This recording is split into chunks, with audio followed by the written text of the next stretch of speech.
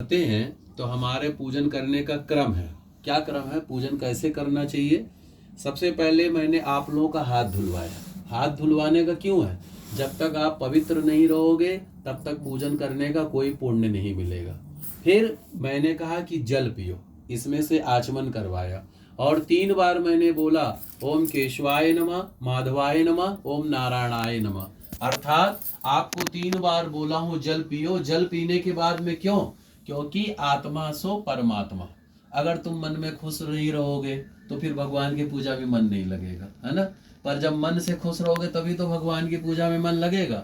तो भगवान क्या कहते हैं, भगवान कहते हैं तू पहले अपने आप को खुश रख, मुझे बाद में खुश रखना।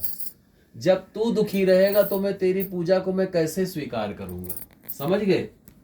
तो कहने का अर्थ ये है, कह दीजिए, तो कहने का अर्थ ये है कि आत्मा सो परमात्मा, कि जब तक आप लोग जो है भगवान की पूजा में आप लोग जो है संतुष्ट नहीं रहोगे तो भगवान की पूजा करने का कोई पुण्य नहीं होता है। इधर से कर चलाते रहिए।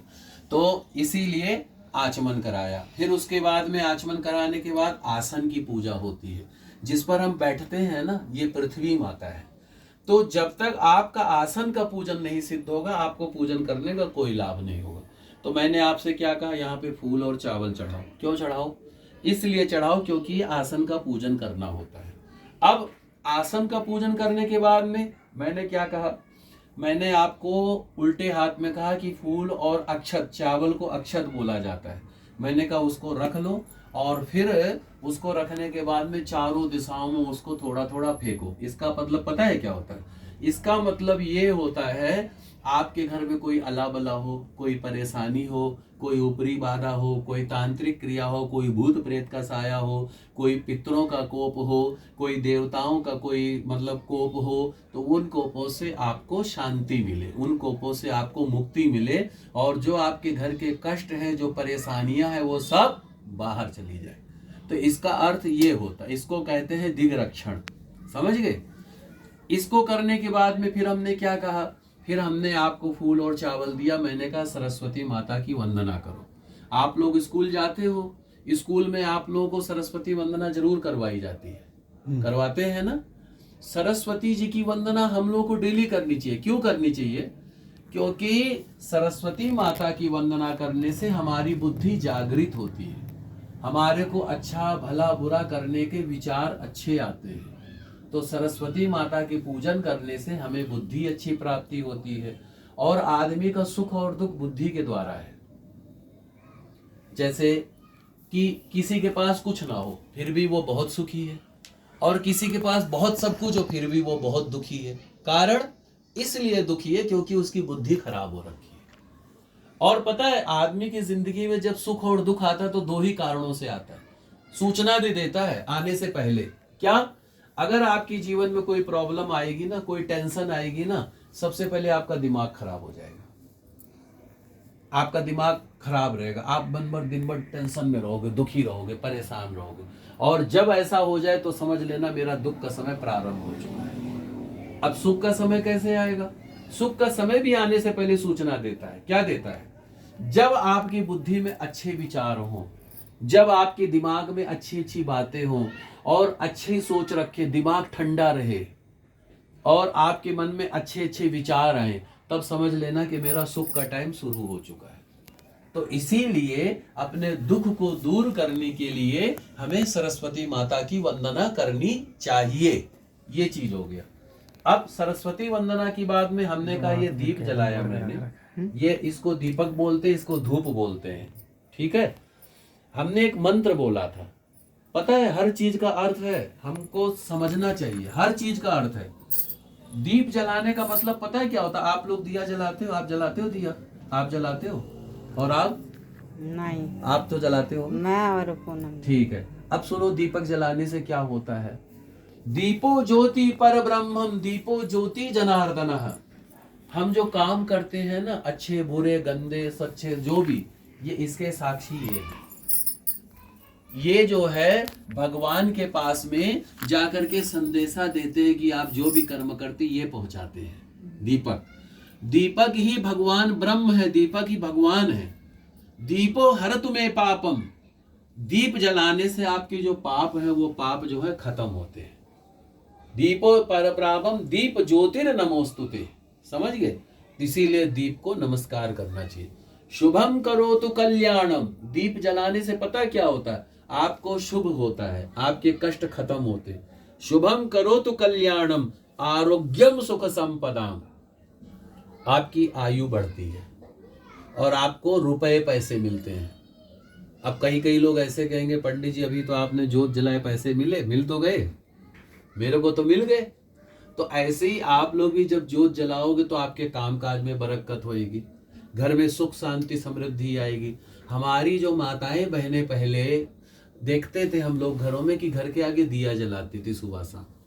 आजकल की औरतें नहीं जलाती, नहीं जलाती। पहले दहलीज तो के दहलीज के आगे शाम दिए में जलाती थी। शाम को केले का पेड़ होता था, तुलसी का पेड़ होता था। तो शुभम करो तो कल्याणम, आपकी आयु बढ़ती है, आपको सुख समृद्धि मिलती है।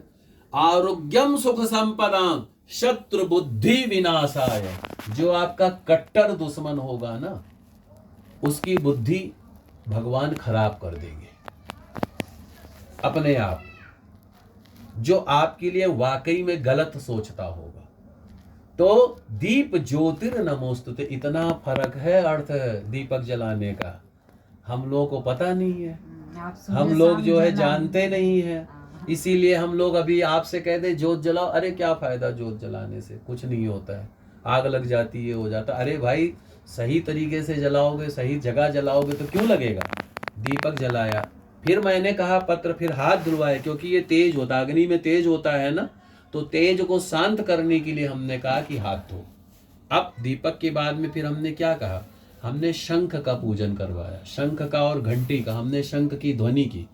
शंख को बजाने से क्या होता है? शंख को बजाने से फेफड़े हमारे मजबूत होते हैं। अगर सांस से संबंधित परेशानी है ना, सांस आपकी फूलती हो या हांफते हो, शंख डेली बजाओ, वैज्ञानिक कारण। दूसरा, जिस घर में शंख की ध्वनि होती है, घंटी बजता है, वेद मंत्र होता है, उस घर में कभी भी भूत प्रेत ऊपरी साया, कभी कोई परेशानी टिक ही नहीं सकती है, क्योंकि ये शुभता का प्रतीक है। आपने बहुत सारी फिल्मों में भी देखा होगा, जहां पर शंख बजता वहां पर भूत प्रेत नहीं टिकते, कोई ताबीज होता है नहीं टिकते। तो ये शंख ये बजाने से होता। और भगवान विष्णु जी का भी सूचक है। देखो श्री सत्यनारायण भगवान जी ने एक हाथ में शंख ले रखा है और एक हाथ में चक्र है, एक हाथ में गदा है और एक हाथ से आशीर्वाद दे रहे हैं। तो ये शंख भगवान विष्णु का प्रतीक है, इसलिए शंख बजाना चाहिए। अब शंख का पूजन करने के बाद में मैंने क्या कहा आपसे? मैंने कहा कि आप लोग फूल और चावल ले लो, मैं आप पाठ करने जा रहा हूँ। मैंने जो आप लोग फूल चावल लिए थे ना, जब मैंने कहा भगवान की प्रार्थना करो, तो मैं आप लोगों के लिए मंगल पाठ कर रहा था कि आपकी कोई परेशानी हो, कोई कष्ट हो, कोई अला बला हो, वो चीजें दूर हो। मंत्रों का अर्थ ये था, समझ गए? ये फिर उसके बाद में स्वस्ति वाचन के बाद में फिर मैंने कहा एक पान का पत्ता दिया आपको, इस पे हमने जनेऊ रखा, दक्षिणा रखवाया, फूल चावल रखवाया। हमने कहा अपना नाम बोलो, अपना गोत्र बोलो, जिस जाति के हो, जो नाम है और जो कामना है। तो भगवान से हम संकल्प करने का अर्थ ये होता है कि हम भगवान से कहते हैं कि हे प्रभु, मुझे आप ऐसा आशीर्वाद प्रदान करो, मेरा ये नाम है, ये गोत्र है, मैं आपका पूजन कर सकूं। भगवान का पूजन करने का इतना आराम से, मतलब इतने आसानी से मौका नहीं मिलता है। जब भगवान की कृपा की प्राप्ति होती है तब हमें भगवान का पूजन करने का अवसर मिलता है। नहीं तो बहुत लोग हैं जो चाह करके भी मंदिर के दरवाजे नहीं जा पाते, भगवान के कथा भागवत में नहीं जा पाते। तो ये संकल्प हो गया। फिर संकल्प होकर के मैंने कहा जैसे मैं कर रहा हूँ वैसे करो। क्या ये अब कई लोग सोच रहे होंगे पंडित जी ये क्या खेल खेल रहे हैं, ये कौन सा गुड्डे गुड़ियों का खेल है, माथा छुओ, चुरकी छुओ, ये करो वो करो, क्या है ये जो है अंग रक्षा है। कोई भी पाठ होता है तो हमारे शास्त्रों में कहा गया है कि पहले मैं हेल्दी हूं। हमारे जो बड़े बुजुर्ग हैं कहते थे, आप बोर तो नहीं हो रहे हो या मन ही मन गुस्सा तो नहीं हो रहे हो मेरे से कि यार बड़ी लंबी लंबी फेंक रहे हैं, कहीं ऐसा ना सोच रहे हो बड़ी लंबी लंबी फेंक रहे हैं। तो ये क्या होता है कि इससे जो है हमारे बड़े बुजुर्ग कहते थे, पहला सुख निरोगी काया, दूजा सुख घर में माया, तीजा सुख संतान आज्ञाकारी, चौथा सुख स्वदेश में वासा। तो सबसे पहला सुख क्या है? सबसे पहला सुख है कि हमारा शरीर अच्छा रहे। हमारे पास बहुत सारी चीजें हों लेकिन हमारा शरीर खराब रहे, क्या करोगे? अभी जब दस्त लग जाते तब मन इतना खराब होता, बुखार हो जाता तब कितनी दिक्कत होती है ना? तो हम कहते भगवान ठीक कर दो। तो भगवान से हम पहले, भगवान कहते हैं तू पहले अपने शरीर को मजबूत कर, अपने शरीर की रक्षा कर। और शास्त्रों में कहा गया है शरीरस्य खलु साधनम, यानी जो अपने शरीर की रक्षा नहीं करता उसकी पूजा को मैं स्वीकार नहीं करता हूं। तो आप पहले अपने शरीर की रक्षा करो, व्यायाम करो, जिम जाओ, योगा करो, या जो करना वो करो, है ना? अब कई बार हम लोग भी कहते हैं, हम लोग भी नहीं करते, तभी तो तोधुमल हो जाते हैं, तभी तोधुमल हो जाते हैं। पेट निकल आया पंडित जी का, कमर इतनी बड़ी हलवे जैसी हो गई और इतना बड़ा पेट निकल आया। तो क्यों? क्योंकि हम लोग पालन नहीं करते। पूड़ी गपा गप खाते रहे, कहीं पे मिला खाते रहे और खा करके गैस बनाते रहे। समझ गए? तो कहने का अर्थ क्या है कि भगवान कहते हैं पहला सुख निरोगी काया, अपने शरीर को स्वस्थ रखो। दूजा सुख घर में माया। घर में माया माने घर में पैसा होना चाहिए। घर में कभी हारी बीमारी हो गई, कोई तकलीफ हो गई, आपको कर्जा नहीं मिला, किसी ने नहीं दिया, क्या करोगे? और जब पैसा रखे रहोगे, आजकल लोग क्या करते हैं, बैंकों में रखते हैं, और बैंक से ज्यादा एटीएम हो गया है। पहले लोग जमीन में गाड़ के रखते थे पैसा, मेरे दादाजी भी गाड़ते थे, और हम लोग के टाइम तक था। पास होता भी था, आज के पास तो है नहीं है, ऐसा नहीं हाय ही मचा। नहीं, आज के पास बल्कि ज्यादा है, पहले नहीं होता था। लेकिन हाय तो पहले एक कमाता था, पूरा परिवार खाता था। अब सब कमा रहे, फिर भी कमी है, क्योंकि अभिलाषाएं बहुत बढ़ गई है। हमें ये चाहिए, वो चाहिए, यहाँ चाहिए, वो चाहिए, ये कपड़ा चाहिए, वो चाहिए, बहुत सारी चीजें हो गई हैं। तो इसीलिए भगवान कहते हैं कि पहला सुख निरोगी काया, पहला सुख जो है स्वस्थ रहो। स्वस्थ रहोगे। अब कई लोग क्या करते, व्रत करते हैं, कई दिन भूखा रहते, कष्ट देते, कहते भगवान, मैं यकीन से कहता हूँ भगवान आपके कष्टों से कभी खुश नहीं होते। ये आप किसी पंडित से भी मेरी बात करवा दो, चाहे जहां बात करवा दो, किसी को भी आप कष्ट दे रहे हो या अपने आप को कष्ट दे रहे हो, आपकी पूजा भगवान स्वीकार ही नहीं करेंगे।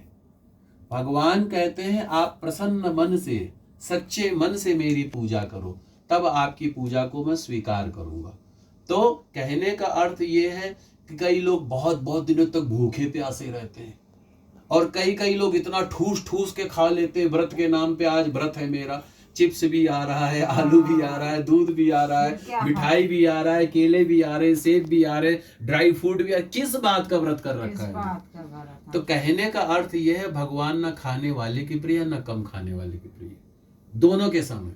इसीलिए बराबर लेवल होना चाहिए। तो भगवान कहते हैं कि पहले अपने शरीर को स्वस्थ रखो और कुछ पैसे अपने लिए जोड़ के रखो, स्वयं अपने लिए, दूसरों के लिए नहीं।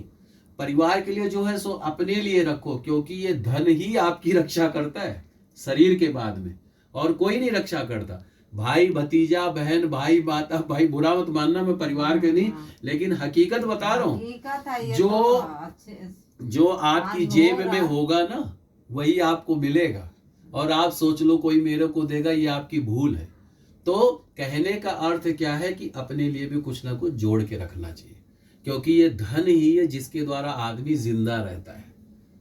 अब जैसे मेरे पास पैसा नहीं है, मैं मायूस हूं, आपके पास नहीं, आप दुखी हैं, और पैसा नहीं होगा, पूजा पाठ कैसे करोगे, और काम कैसे करोगे, कोई खाना पीना है, कहीं मार्केट जाना, कैसे करोगे? सारे काम A to Z तो पैसे से ही होते हैं। जन्म से लेकर के मृत्यु तक पैसा चाहिए। बच्चे का जन्म हुआ नहीं, डॉक्टर ने बोल दिया ऑपरेशन से हुआ, लगाओ 2-3 लाख रुपया, और उधर पूजा पाठ, और उधर शादी ब्याह, ये वो, यहाँ तक कि जब इंसान मर जाता तब भी पैसा चाहिए। शमशान जाते कहते भैया लकड़ी के लिए पैसा दो, ये करो। तो कहने का अर्थ क्या है, धन की आवश्यकता सभी को है। तो इसीलिए धन कमाने के लिए ईमानदारी से धन कमाओ और कुछ जोड़ के अपने लिए रखो। और जो ऐसा करता है वही सुखी रहता है। जो भाई भतीजावाद में ज्यादा घुसता है तो एक दिन भाई भतीजावाद दिखा देते, मुनि जी टीली ले ली। अर्थात कहने का अर्थ साथ दो, लेकिन उनसे ज्यादा अपने आप को भी थोड़ा सा रखो जा करके। हाँ, तो दूजा सुख घर में माया। पैसा होना चाहिए घर में, बैंक में रहे लेकिन थोड़ा घर में रहे, कभी हारी बीमारी हो जाए, कोई ऐसी परेशानी हो जाए, रोना धोना ना पड़े, परेशानी ना हो, मिल जाए। तीजा सुख संतान आज्ञाकारी, अपने बच्चे अपना कहना माने, मान लो बहुत बड़ा सुख। और चौथा सुख स्वदेश में वासा, जहां पैदा हुए हो वहीं पर रहने को मिल जाए, इससे बड़ा क्या सुख है कि नहीं। तो ये चीजें हैं, तो इसलिए ये शरीर की रक्षा होती है। ये जो ये माथा छूते हैं, ये छूते हैं, ये छूते हैं, ये इससे शरीर हमारा हष्ट पुष्ट होता है मंत्रों के द्वारा। ये इसलिए इसको किया जाता है, समझ गए। तो ये चीज होता है। अब ये क्रम हो गया भगवान जो हमारी बाहरी पद्धति का। अब भगवान का पूजन अब प्रारंभ होने जा रहा है, अभी तक नहीं हुआ है, अब प्रारंभ होने जा रहा है। अब हम आपसे क्या करवाएंगे, थोड़ा सा इसे समझिए। हाँ, अब हम क्या करेंगे। नहीं है। अभी तक तो ये बाहरी पद्धति की पूजा थी, भगवान की पूजा तो अब शुरू होने। अभी तक आपने स्वयं अपनी पूजा की है, जितनी चीजें मेरे सुनो है। हाँ, जैसे मेरे मन में इच्छा हो मैं कुछ करवाऊं तो इनका मन पीछे हटे। नहीं वो होगा, क्योंकि आप करते नहीं हो इसलिए। अब जैसे 2 बार भगवान का जल का छींटा करवाऊंगा, ठीक है। जल का छींटा 2 बार करने से पता है क्या होता है। हमारे यहाँ पहले परंपरा थी, कोई घर पर आता था, चाहे रिश्तेदार हो, चाहे कोई घर का हो, गुरु हो, पंडित हो, कोई भी हो, उसका पैर धोया जाता था परात में रख के, और अच्छे से धोते थे पैर धो करके। कई लोग तो उसके जल का पीते भी थे। कई लोग जो हमारे बड़े बुजुर्ग थे, नहीं तो पूरे घर में छींटा करते थे। कोई सच्चे ब्राह्मण साधु संत अभी हमारे पड़ोस में हैं, बिल्कुल जैसे मैं बी में रहता हूँ, वो रहती है सी में। उनके यहाँ जब भी जाता हूँ पूजन करने, हाँ दिल्ली में पीतमपुरा, जहां पर मैं रहता हूँ, मैं फर्स्ट फ्लोर पे रहता हूँ, उससे ऊपर वाले पे वो रहते हैं, बिहार के हैं वो। लेकिन उनके इतनी परंपरा है, जब भी मैं जाता हूँ पूजन करने, परात में रख के अच्छे से पैर धोएंगे। वो परंपरा अभी तक अपना रखा उन्होंने, और पैर धो करके जल का छींटा जो है पूरे जगह करते हैं। और मैं क्या, मेरे बच्चे जाते हैं उनका भी करते हैं। हमारे यहाँ तो पैर भी नहीं, सुनो तो आप, तो ये क्या है, पहले वाले जल के छींटे से आप भगवान का पैर धोते हैं, दूसरे वाले जल के छींटे से भगवान को जल पिलाते हैं, तीसरे वाले जल के छींटे से भगवान को नहलाते हैं, और फिर भगवान को वस्त्र पहनाते हैं। तो ये इस तरीके से पूजा होती है। वस्त्र पहनाते हैं, जनेऊ पहनाते हैं, और दक्षिणा आदि प्रदान करके प्रार्थना करते हैं। ये पूजन का क्रम।